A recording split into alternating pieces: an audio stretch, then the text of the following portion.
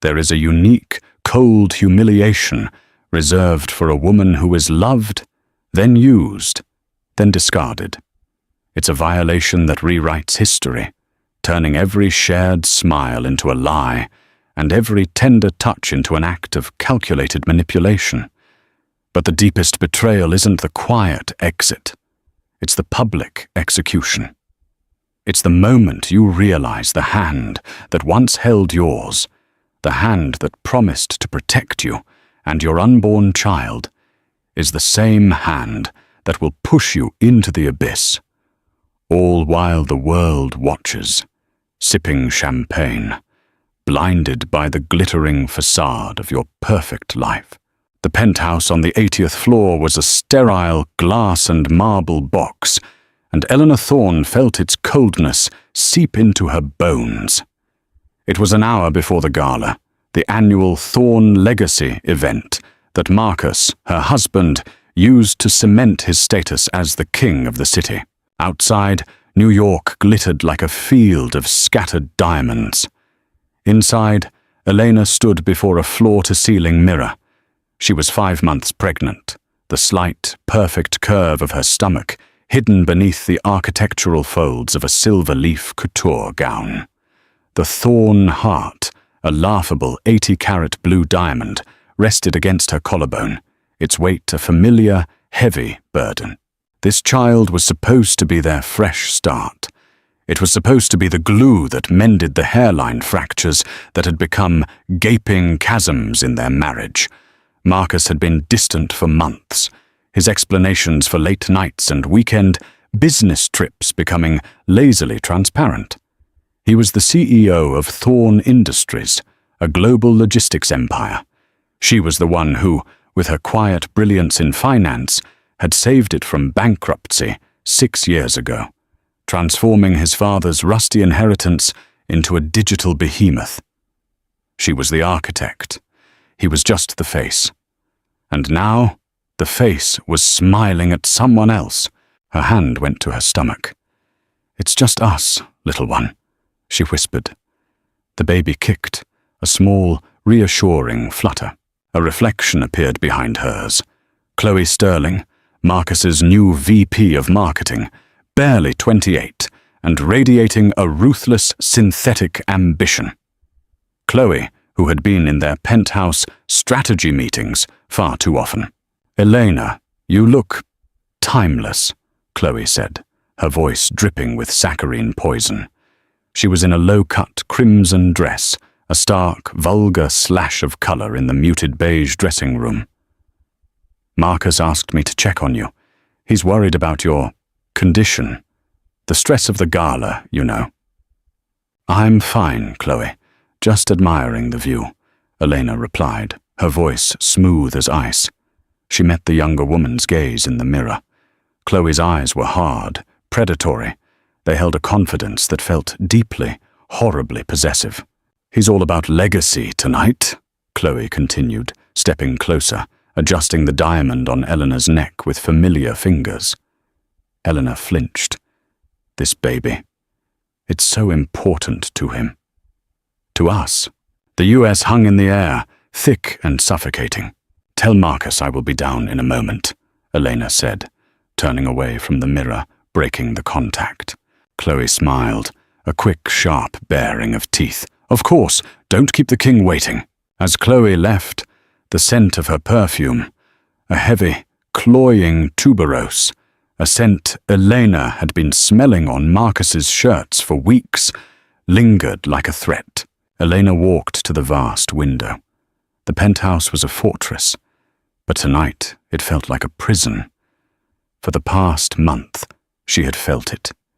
The shift in the atmosphere, the subtle isolation. Her driver was replaced due to a security protocol change.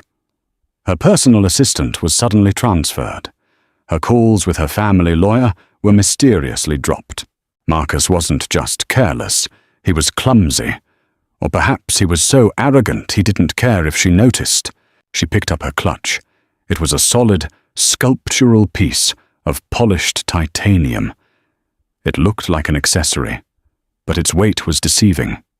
She clicked it open, not to check her lipstick, but to ensure the small, pin-prick blue light on the internal panel was blinking.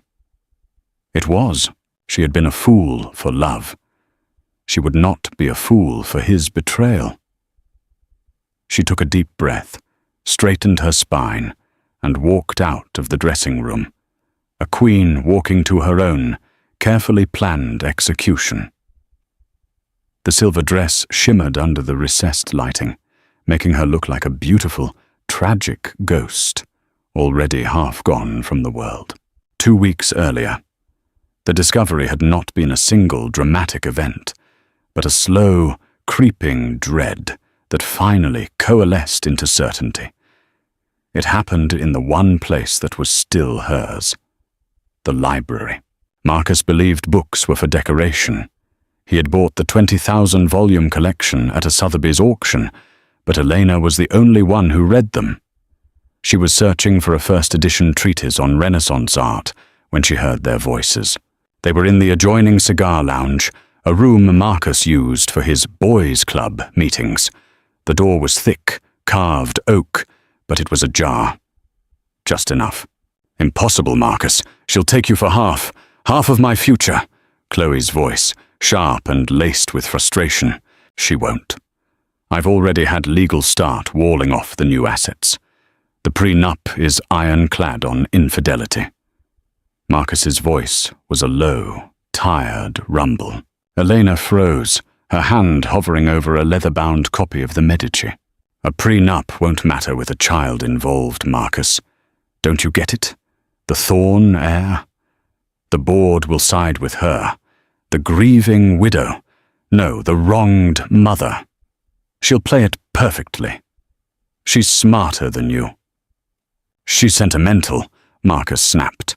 "She thinks this baby will fix us. It's a weakness. We can use it." A long silence. Elena could hear the clink of ice in a glass. "So what's the plan?" Chloe asked. "You can't just divorce her. It's too messy. The IPO is in 6 months. We need a clean break." "The gala," Marcus said, and Eleanor's blood turned to slush. "At the museum, the new terrace. It's unsecured. The construction crew left it raw. No cameras." "The gala?" "Marcus, it's perfect. It's public.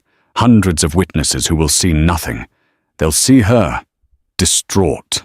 Hormonal. She's pregnant, after all. Women get dizzy. They have accidents. A tragic accident." Elena's knees buckled. She sank down behind a row of shelves, the thick carpet muffling her movement.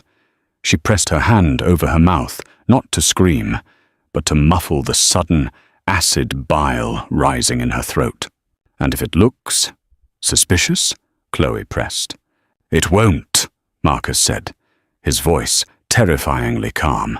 "I'll be on stage, giving the keynote. You'll be taking her for air.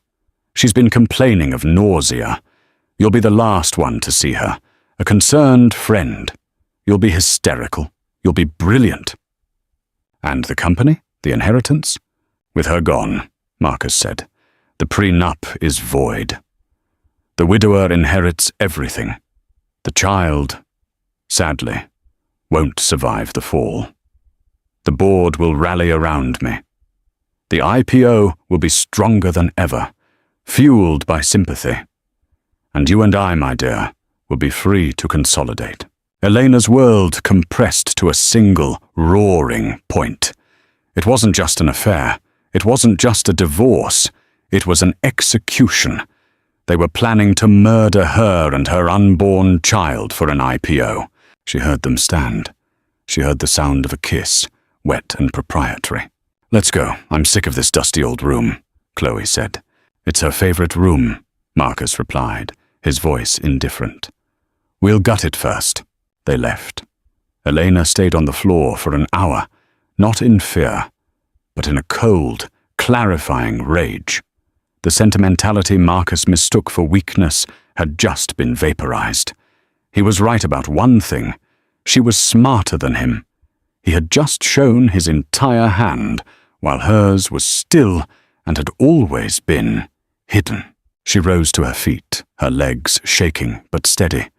She walked to the desk and pulled out a burner phone she had bought years ago, a relic from the early days when she was protecting her algorithms from corporate rivals. She had kept it charged, just in case. She dialed a number saved under K. "Kaito," she said, her voice devoid of all emotion. "It's happening. Execute Plan Tempest, and add a retrieval protocol, full scale." "I was wondering when you'd call," the voice on the other end replied. "The gala, I assume?" "The gala," Elena confirmed, looking at her reflection in the dark, polished wood of the desk. "He's going to try to kill me." The next 2 weeks were a masterclass in deception. Elena became the woman Marcus and Chloe expected her to be, fragile, emotional, and pathetically hopeful. She feigned morning sickness, stayed in her rooms, and made tearful, reconciliatory gestures to Marcus. She apologized for being so difficult during the pregnancy. To his relief, she seemed to fold into herself, becoming a docile, pliable victim. He, in turn, became the doting husband, his sudden affection so transparently false it was nauseating. He brought her toast. He rubbed her feet. He discussed nursery colors, all while his eyes remained as cold and flat as polished granite. But while fragile Elena rested, real Elena worked. Her first move was with Kaito, her former head of cybersecurity, from a rival firm she'd almost bankrupted before Marcus bought her out. Kaito was loyal to her, not to Thorn Industries. Plan Tempest, as they had codenamed it, was a digital dead man switch. For 2 years, Elena had been siphoning not money, but data. Every illegal transaction, every bribed official, every offshore account Marcus used to hide assets from the company. She had copies. Tempest was the encrypted server set to deploy this data to the SEC, the IRS, and every major news outlet if she ever missed a 12-hour check-in pulse from her phone. "I don't just need the dead man switch anymore, Kaito," she had told him over their secure line. "I need an escape." "Retrieval protocol," Kaito confirmed. "The terrace at the museum's new wing faces the East River. It's a 150-foot drop to the promenade. But 40 feet below is a construction scaffold, one my team is inspecting this week. It will be outfitted with military-grade impact netting. You won't feel a thing. And the after? They'll push you, you'll fall, you'll land. A medical team, disguised as a construction crew, will retrieve you. We have an ambulance on standby, fully equipped. We'll feed a false deceased report to the city grid from a private, bribed clinic. As far as the world knows, you and the baby, you didn't make it. You'll be a ghost." "Good," Elena said. Her second move was legal. She met her family lawyer, not in his office, but at the Central Park Zoo, posing as 2 mothers with strollers. She handed him a new will. It rescinded all power from Marcus and created a new trust, not in her name, but in the name of the heir's guardian, an entity to be controlled by her lawyer and Kaito. She also gave him a signed, sealed confession of her own, detailing all the financial crimes she committed in Marcus's name. "If I die, release this," she told him. "It implicates me, but it sinks him. It's the only way to guarantee he won't get the company." Her lawyer, a man who had known her since she was a girl, looked at her with horrified eyes. "Elena, this is insane. Let's go to the police." "And say what? My husband might kill me. They'll call me a hysterical pregnant woman. No, this is the only way." Her third move was the most personal. The titanium clutch, the diamond pendant, the earrings, they were a matched set, custom-made by Kaito's lab. The clutch was a hard drive backup and a high-fidelity audio recorder. The earrings were directional microphones. And the pendant, the thorn heart she would wear, was a flawless cubic zirconia replica. The real one was already in a vault in Switzerland. Her replica pendant was a 4K, wide-angle video camera with a live feed. You'll see and hear everything, Kaito? I'll be in the surveillance van across the street, watching it like a movie. We'll have it all, Elena. The push, the words. We'll have them cold. On the day of the gala, Elena played her final card. She sat with Marcus at breakfast, her demeanor heartbreakingly soft. "Marcus," she said, placing her hand on his. "I know we've been distant, but this baby, I want us to be a family. I've been so difficult. I want to prove my trust in you." She slid a thick vellum envelope across the table. He opened it. It was a legal document. His eyes widened. I'm dissolving my prenup rights," she lied. "I'm signing my shares in the company over to you as a trust for the baby.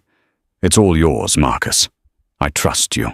It was a brilliant forgery, drafted by her lawyer's team, appearing to give Marcus everything he wanted. The real, ironclad document, which made their assets 50-50 regardless of a child, was safely filed. But this fake one, this would make him careless. It would remove any last-second hesitation. He looked up, a fake, watery-eyed gratitude warring with his poorly concealed reptilian greed. "Elena, I don't know what to say." "Don't say anything," she said, leaning in and kissing his cheek. The skin was cold. "Just promise me tonight will be perfect." "I promise," Marcus Thorne said, sealing his fate. "Tonight, everything will be settled. For good." The Thorne Museum of Modern Art was Marcus's vanity project, a monument to his ego built with Elena's money. Tonight, it was a pulsing hive of light, wealth, and power. The theme was legacy, and the main hall was dominated by a 20-foot-tall ice sculpture of the Thorne Industries logo. Elena moved through the crowd like a phantom, her silver dress catching the light. She smiled. She accepted condolences for her nausea, and she sipped water. Every flashbulb was a small explosion, and she was the center of the blast. Marcus was at the podium, a charismatic, charming fraud. "Legacy," he boomed, his voice resonating with false sincerity, "is not about what we build in steel and glass. It's about the future. It's about family." His eyes found Eleanor in the crowd, and he smiled. The crowd awed. What a man, what a couple. Elena smiled back, her hand on her stomach, playing the role of the adoring, pregnant wife. Her other hand, hidden in the folds of her dress, tapped the titanium clutch. Recording. Kaito's voice was a whisper in her custom-molded earpiece, disguised as a diamond stud. "Sound and video are clear. Chloe is moving from your 7 o'clock. She's with the senator. Now she's breaking away. She's heading for you." Elena turned as if by chance and bumped into Chloe. "Oh, Elena, I was just coming to find you," Chloe said, her voice a pitch too high. "You look pale. Are you feeling all right?" "A little warm, perhaps," Elena murmured, fanning her face. "The crowd is a lot." "I know just the thing," Chloe said, sliding a proprietary arm around Elena's waist. It was a gesture that looked like support, but felt like a shackle. "The new terrace is open for a private viewing. No one else is up there. You need some fresh air. Marcus would want you to have some fresh air." "Oh, I don't know. Marcus is about to finish his speech." "Nonsense. He'd want you to be comfortable. Come on." Chloe steered her through a private, velvet-roped hallway marked "Staff Only." The music of the string quartet faded, replaced by the dull thud of the building's ventilation system. They passed no security guards. Marcus had ensured the post was empty. The hallway ended at a set of heavy steel doors. Chloe pushed one open, and the sudden cold wind of the New York night hit them. "See?" Chloe said, gesturing to the vast, empty terrace. It was exactly as Kaito had described. A raw, concrete slab, 100 feet long, surrounded by a laughably low 4-foot concrete partition. Construction lights cast long, distorted shadows. Far below, the city traffic was a silent river of light. The East River was a black, oily ribbon beyond. "It's bleak," Eleanor said, her voice trembling slightly. This was the only part she didn't have to fake. "But private," Chloe said, her smile dropping the moment the door clicked shut behind them. "Here, sit down." She gestured to a stack of cinder blocks. "Chloe, I think I'd rather go back." "We're waiting for Marcus," Chloe said, her tone flat.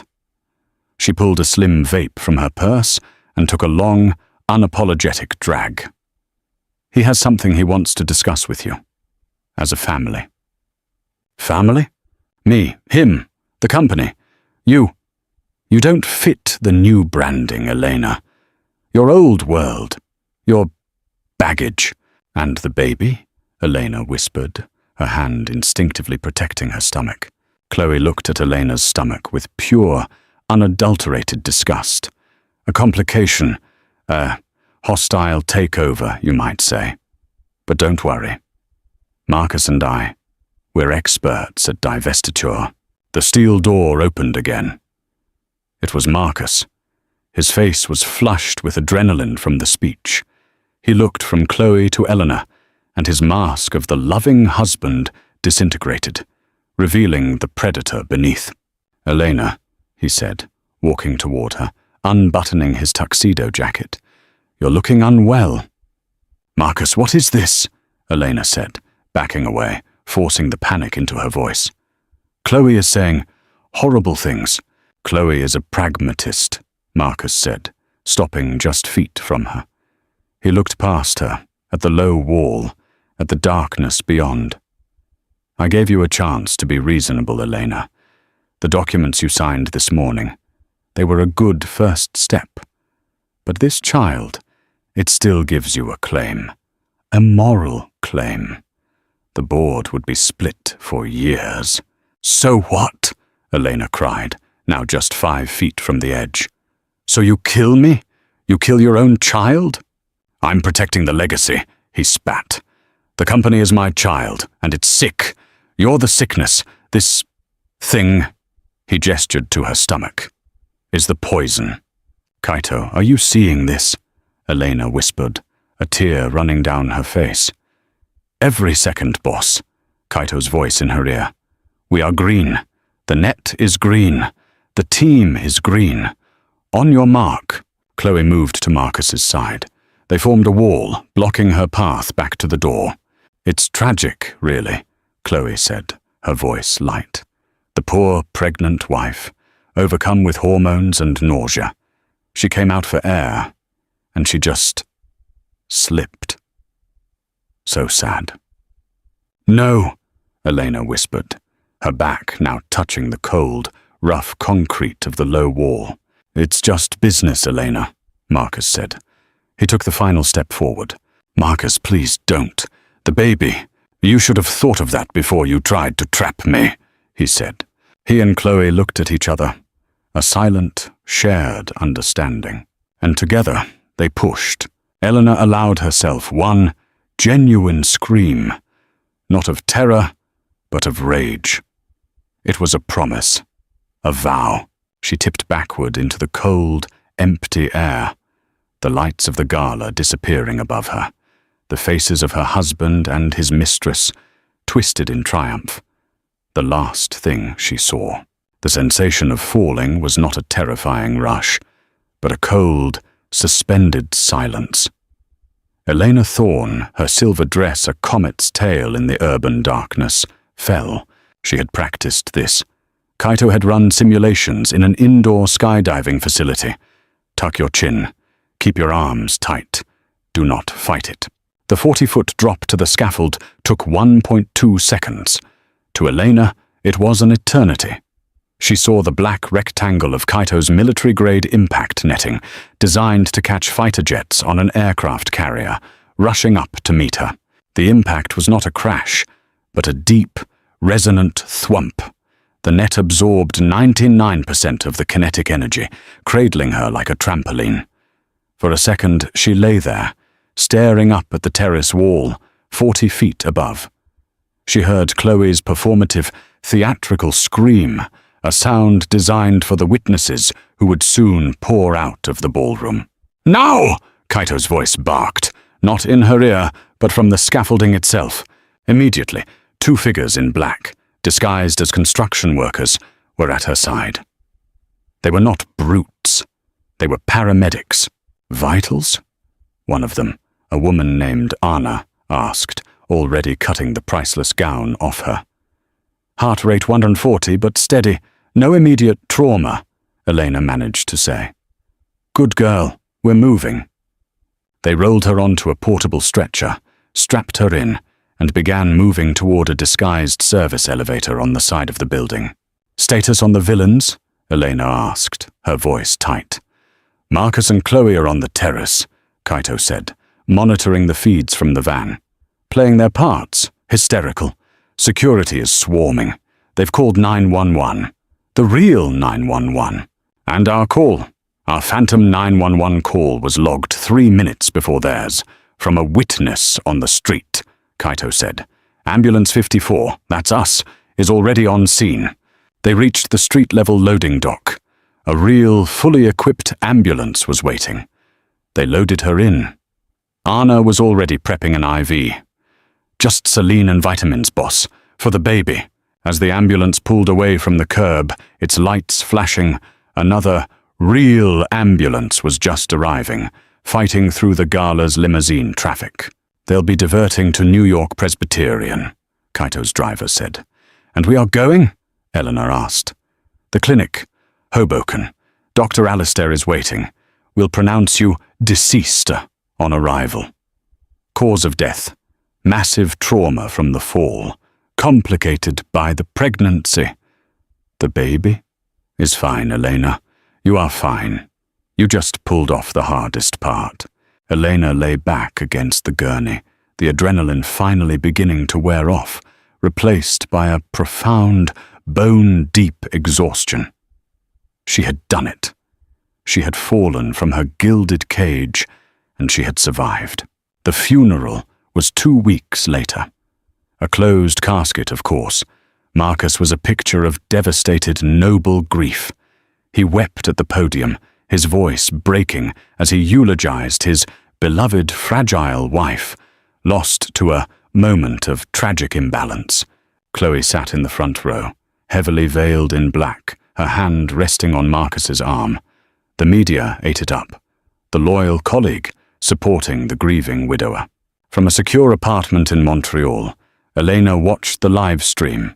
She was eating a bowl of pho, her baby bump now proudly, defiantly visible under her sweatshirt. "He's a good actor," she noted to Kaito, who was setting up a new server rack. "He's a sociopath," Kaito replied. "There's a difference." The feed showed Marcus returning to the penthouse after the service. He walked in, loosened his black tie, and poured a tumbler of whiskey. Chloe walked in behind him, pulled off her veil, and tossed it on the floor. "Well," Chloe said, her voice clear from the bugs Kaito had left behind. "That's that." Marcus didn't speak. He just walked over to Chloe, pulled her into a savage kiss, and kicked the front door shut. Elena clicked off the monitor. "He's all yours, Kaito. The haunting begins tomorrow," Kaito said. Phase 2. Let them enjoy the house. It's the last good night's sleep they'll ever have. The 6-month period after Elena's death was a blur of triumph for Marcus and Chloe. With Elena declared dead, her will, the fake one she'd shown Marcus, was entered into probate. It was briefly contested by Elena's family lawyer, but Marcus's legal team, funded by the Thorn Empire, crushed the opposition. The real documents, Elena's true will and her confession, remained hidden, waiting for the right moment. Marcus Thorn was now the sole, undisputed owner of Thorn Industries, his personal fortune, and Elena's vast, premarital portfolio. He was the tragic widower, a figure of immense public sympathy. Chloe Sterling, meanwhile, was promoted. First to the board of directors. Then, 3 months after the tragedy, she was named our COO. 4 months after the gala, she moved into the penthouse. The staff, loyal to Elena, were fired en masse. They were replaced with Chloe's own people, a skeletal crew who knew not to ask questions. Chloe's first act as lady of the manor was to erase Elena. She started with the closet. Eleanor's collection of bespoke, elegant clothing was piled into garbage bags and sent to a charity, a consignment shop where Chloe's friends bought the items for pennies. It was replaced by racks of bright, loud, brand-name vulgarity. Then she attacked the library. Elena's beloved books, her 20,000-volume collection, were sold off in a bulk lot to a used book wholesaler. The room was gutted, just as Marcus had promised, and turned into a state-of-the-art Pilates studio with mirrored walls. The art, Elena's priceless collection of impressionist and modern masters, was replaced by narcissistic, 10-foot-tall glamour portraits of Chloe and Marcus, airbrushed to plastic perfection. The most galling, most intimate violation was the master suite. Chloe took to social media, her grief having apparently subsided. She posted a photo, a lazy Sunday post, of her in Eleanor's custom-built 1,000-gallon marble bathtub, sipping champagne, a smug, cat-like grin on her face. The caption read, "Sometimes you just have to wash the past away." New beginnings, king and queen. From her new base, a nondescript high-tech bungalow in suburban Quebec, Elena watched. She was now 8 months pregnant, her body full and strong. The apartment was a nursery and a war room. On one side, a state-of-the-art crib and baby monitors. On the other, a bank of 24-inch screens, glowing with data. She watched Chloe wear her robes. She watched her use her perfume. She watched her sit at Elena's desk, in Elena's office, running the company Elena had built. "The humiliation," Elena whispered, her hand on her belly, "is a necessary part of the plan. She needs to feel like she's won. She needs to be at the absolute peak." Kaito, sipping green tea, nodded. "The higher the perch, the farther the fall. They've just finalized the Elena Thorne Memorial Wing at the museum. The dedication is in 1 month. 1 month, Elena said. That's perfect. The baby will be here by then. It's risky, Elena, re-entering the world with a newborn. Elena looked at the screen, at a close-up of Chloe hosting a party in the penthouse, laughing with Marcus, wearing the real Thorn Heart diamond, which Marcus had reported stolen, but had clearly given to her. They didn't just try to kill me, Kaito. They tried to kill him, she said, her hands cradling her stomach. They tried to erase us. A memorial? It's perfect. It's poetic. We're going to give them a resurrection, and the humiliation they'll feel will be biblical. She turned to her keyboard and began to type. Phase 2 was over. It was time for Phase 3. The haunting. The haunting began subtly. It started not with a bang, but with a whisper. Marcus was in his new, gleaming white office, Elena's old office, reviewing the prospectus for the IPO. It was 3 a.m. He was alone. The penthouse smart home system, usually silent, suddenly chimed. You have a new memory, the soothing feminine AI voice said. Dismiss, Marcus grumbled, not looking up. The system chimed again. Memory from Elena, 1 year ago today. A holographic projector, one Elena had installed for her financial modeling, whirred to life in the center of the room. It wasn't a graph, it was a video. It was Elena, vibrant and smiling, on their yacht in Greece. She was looking at the camera, at him. I'll love you forever, Marcus, her holographic ghost said. Don't ever forget that. The image flickered and died. Marcus's blood ran cold. Computer, delete all Elena memories, he barked. Deleting! the AI said. A moment passed. "I'm sorry, Marcus. I'm afraid I can't do that." He stared at the projector. "What did you say?" "I'm afraid I can't do that," the AI repeated, its voice no longer soothing, but flat and mechanical. He ripped the projector's cord from the wall. 2 days later, Chloe was in her Pilates studio, the former library. She was mid-plank, her trainer barking encouragement. Her custom playlist of EDM throbbed from the wall-mounted speakers. Suddenly, the music died. A new sound filled the room. A heartbeat. Thump, thump, thump, thump. "What is that?" Chloe snapped at her trainer. "Turn it off. I'm not controlling it." The sound grew louder, overlaid with a whooshing noise. It was an ultrasound. It was the ultrasound of Eleanor's baby from her 20-week checkup. The sound filled the mirrored room, bouncing off the walls. Inescapable. Thump, thump. Thump, thump. Thump, thump. Chloe screamed, covering her ears, and ran from the room. The attacks escalated. A single white rose, Elena's favorite, appeared on Marcus's pillow. The new security staff had no footage of anyone entering. A package arrived for Chloe. Inside was a single silver baby rattle and a note. For the air. They started to panic. They blamed the staff, firing them all. They blamed each other. "You told me she was gone!" Chloe shrieked, throwing a Lalique vase at Marcus's head. It shattered against the wall. "She is gone!" Marcus roared back, grabbing her arm. "This is someone playing with us. One of her loyalist staff. Or her family. Then stop it. You're the king. You're Marcus Thorne. Stop it." But he couldn't.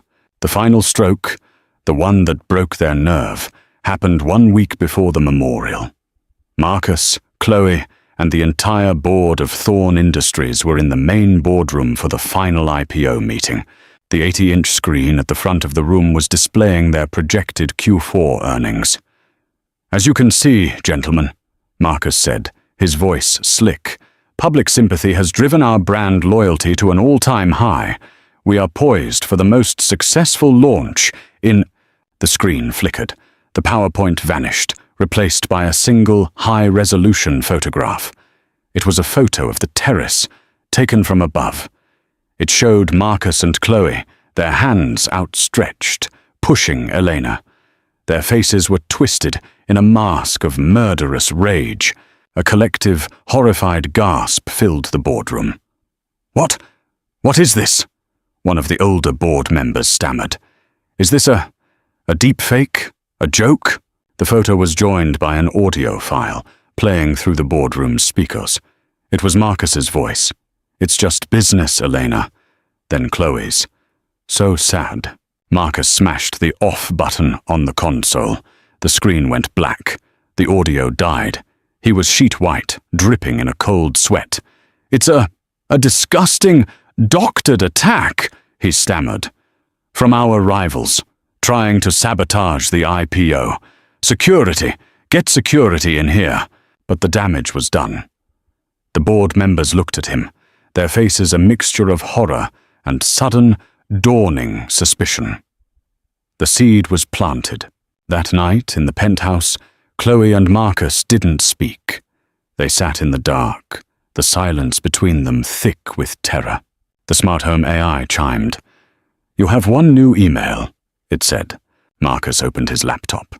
The email was from thorneindustries.com, an account that had been locked and deleted 6 months ago.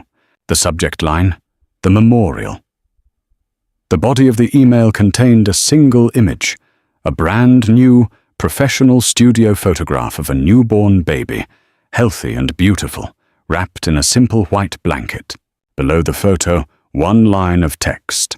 "He looks just like you, Marcus. See you at the party." The Elena Thorne Memorial Wing for Pregnant Women in Crisis, the irony was so grotesque it was poetic, was ready for its grand dedication. Marcus, desperate to regain control of the narrative, had pushed the event forward. He told the board the hacks were a desperate attempt to derail their good work. The dedication would be a show of strength, a final, public exorcism of Eleanor's ghost. The museum's grand hall was packed.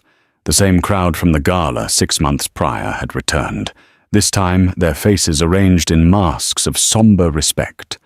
Reporters lined the back wall, cameras broadcasting the event live.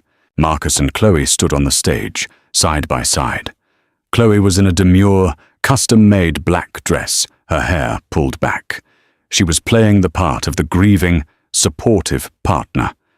But up close, under the harsh stage lights, her mask was cracking. She had dark circles under her eyes. She kept twisting the thorn heart diamond, which hung around her neck, her thumb rubbing it like a worry stone. Kaito, disguised as a member of the catering staff, circulated near the main AV booth. He adjusted the tiny receiver in his ear. "Elena, are you in position?" "In position." Elena's voice came back, calm and clear.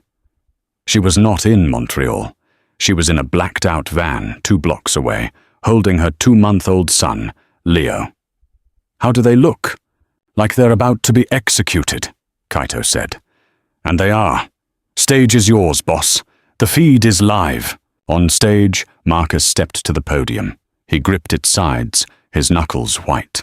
"Friends, colleagues," he began, his voice thick with practiced emotion. 6 months ago, we lost a light, a beacon. My wife, Eleanor." He paused, choking back a sob. "She was my everything.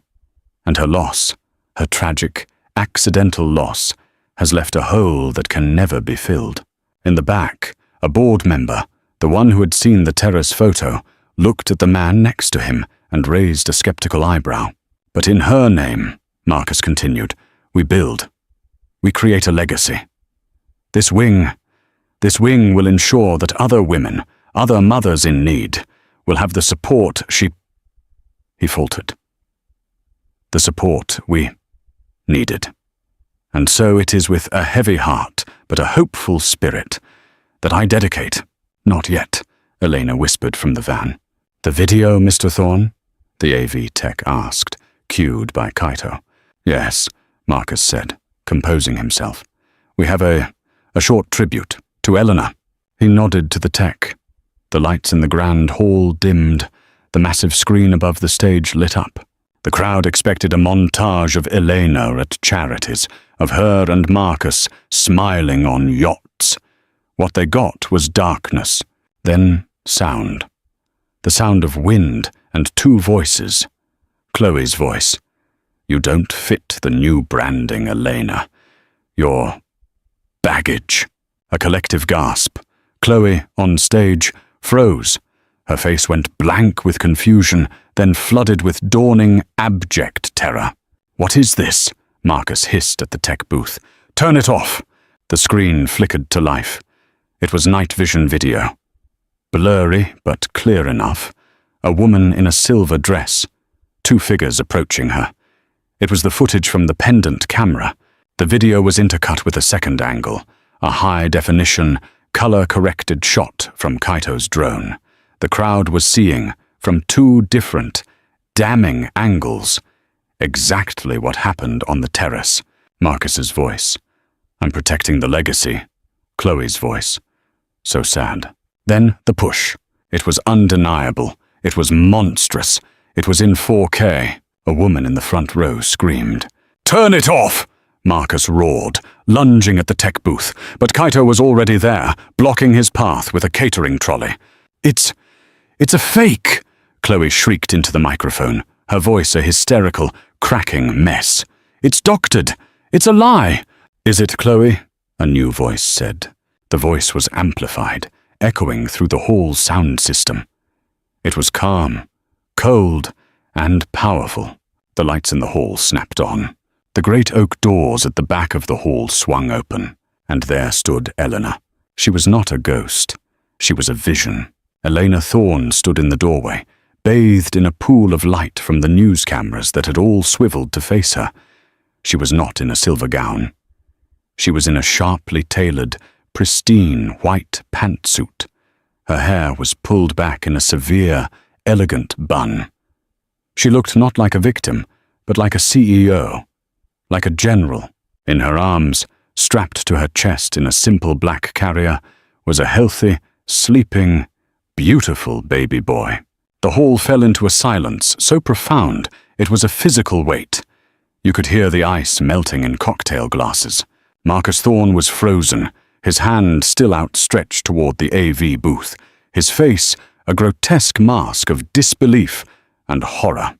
Chloe Sterling made a small, choking sound like an animal.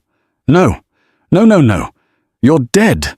Elena began to walk. Her heels clicked on the marble floor with a steady, rhythmic, terrifying purpose.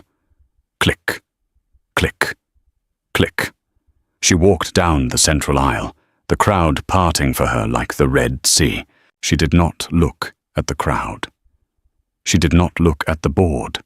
Her eyes were fixed like lasers on the stage, on her husband and on his mistress. You're right, Elena said, her voice still echoing through the speakers.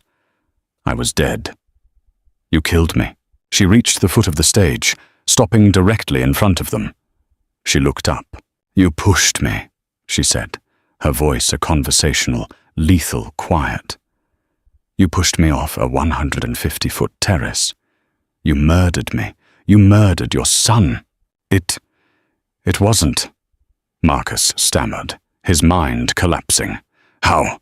You've always been arrogant, Marcus. But your true weakness is you're a terrible planner. You assumed I was sentimental. You assumed I was weak. You forgot. I was always the one who read the fine print. She reached into her jacket pocket. She pulled out a small red USB drive. The video, she said, was for the public. She turned and looked at the board members, who were standing, mouths agape. This is for you. She tossed the drive to the terrified board member who had first shown suspicion. That is a full, unencrypted record of Marcus's off-books ledger. The $80 million he stole from the IPO's seed funding, the bribes to the city council, the accounts in the Caymans he's been using to defraud his own shareholders. All of it. She then turned her gaze to Chloe. Chloe was hyperventilating, her eyes darting between Elena, Marcus, and the exits. She was still wearing the thorn heart. That's a beautiful necklace, Chloe, Elena said. It's a replica, of course. Kaito's team made it. The real one is in Switzerland, paying for this. Chloe's hand flew to the diamond. But the one you're wearing is lovely, Elena continued. The real one? You mean the one Marcus reported stolen to the insurance company? The one he collected a $20 million settlement on? The one he then gave to you, his mistress? That's not just adultery, my dear. That's insurance fraud, wire fraud, and conspiracy. As if on cue, the oak doors opened again. This time, it wasn't a vision. It was two uniformed police officers, followed by a pair of stern-looking detectives in suits. Marcus Thorne, the detective said, his voice booming. Chloe Sterling, you are both under arrest for the attempted murder of Elena Thorne and for conspiracy to commit murder. Chloe let out a single, piercing shriek as the officers ascended the stage. You can't! Marcus roared, finding his voice. This is my museum. This is my company. It was never your company, Marcus, Elena said, her voice cutting through his. It was mine. I built it. And now, she said, as the police officers pulled Marcus's arms behind his back, I'm taking it back. The humiliation was absolute. It was not a quiet, private fall, but a spectacular, public immolation. Chloe Sterling, the new queen, dissolved. She didn't fight. She collapsed. As the officer cuffed her, she crumpled, screaming and sobbing, a primal, animal wail of a trapped, stupid creature. The thorn heart replica was ripped from her neck as she struggled, and it clattered, useless and fake, across the stage. She was dragged, bawling and incoherent, from the museum, the flashbulbs of the press recording every snot-crying, mascara-running second. Marcus was different. His terror congealed into a white-hot, silent rage. He stood perfectly still as they cuffed him. His eyes never left Elena. It was a look of pure, unadulterated hatred. He was not a man. He was a snake, and she had just declawed him. "You won't get away with this, Elena," he hissed as they led him past her. The lawyers, the board. Elena never broke eye contact.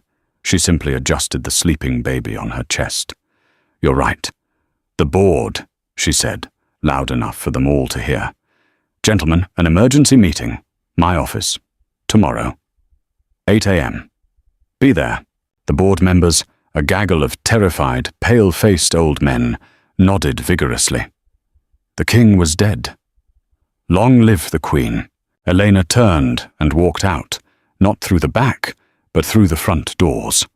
The press descended, a shouting, shoving wall of microphones and cameras. "Mrs. Thorne, how are you alive? Who is the baby? What will happen to Thorne Industries?" She stopped on the museum steps. She raised one hand. The crowd fell silent. "My name is Elena Rostova. Thorne was a title. I am the founder of the technology that built Thorne Industries. This," she said, patting her son's back, "is Leo Rostova. He is not a Thorne heir. He is my son. And tomorrow, the board will be voting to instate me as the new CEO. Thorne Industries is dissolved. Welcome to Rostova Global. We're open for business." She didn't answer another question. She simply walked, head held high, to a waiting car. Not a flashy limo, but a black, armored SUV. Kaito held the door. 1 week later, the penthouse had been scrubbed. The vulgar paintings were gone. The Pilates studio was gone. The books being meticulously recatalogued and returned to their shelves. The heavy, oppressive furniture had been replaced by light, air, and life. Elena stood at the great window, the one she had stood at before the gala. She was not in a gown. She was in cashmere sweatpants.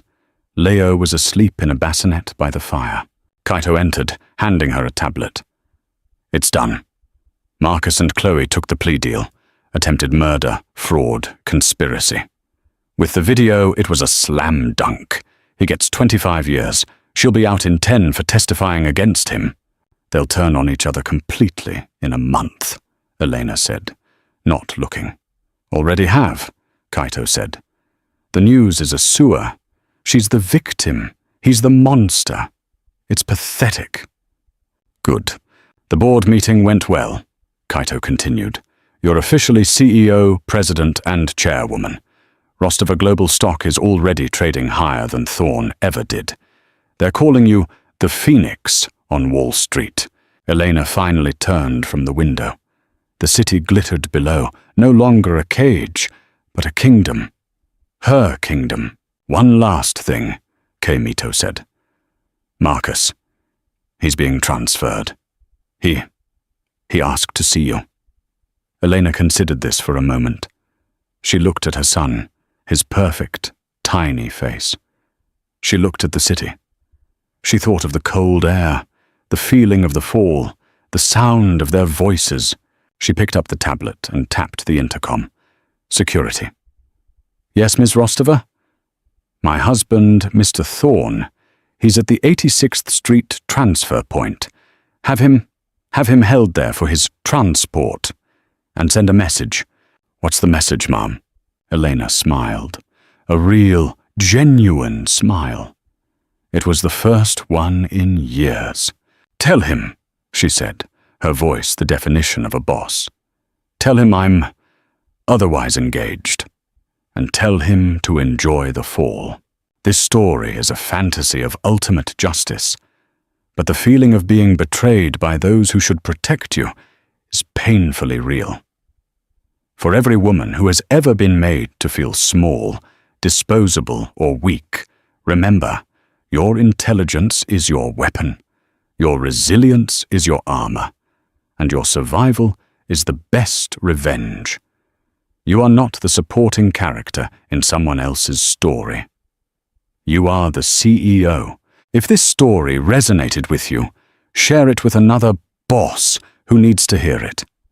Click like and subscribe for more stories of women who don't just get mad, they get everything.